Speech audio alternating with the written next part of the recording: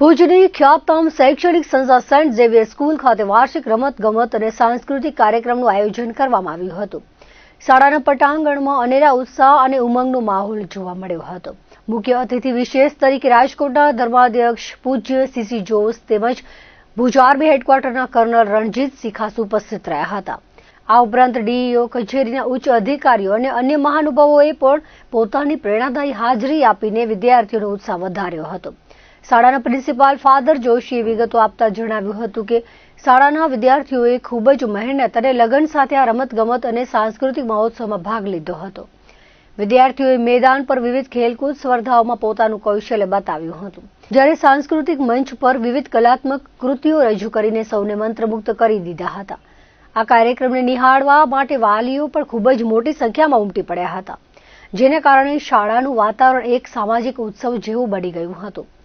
કાર્યક્રમના અંતે ફાધરે તમામ અતિથિગણ, સહયોગીઓ અને ખાસ કરીને વાલીઓનો હૃદયપૂર્વક આભાર વ્યક્ત કર્યો હતો.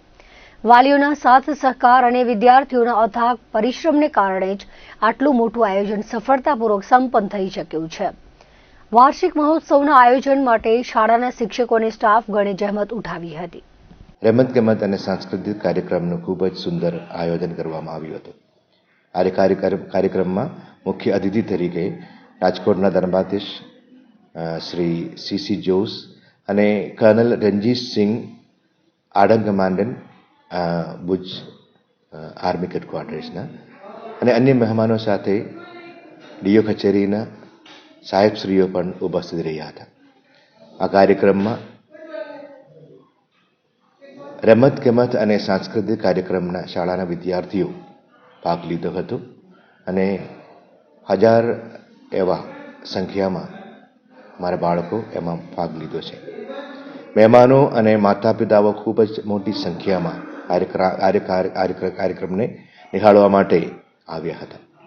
શાળાના આચાર્ય બધાને ખૂબ જ આભાર માનવા આવ્યું, કારણ કે બધાના સાથ સહકાર અમને ખૂબ જ આનંદ અને ખુશ કરવામાં આવ્યું, કારણ કે આ કાર્યક્રમમાં બધા સારી રીતે ભાગ લીધો અને અમને ખુશ કરવામાં આવ્યો.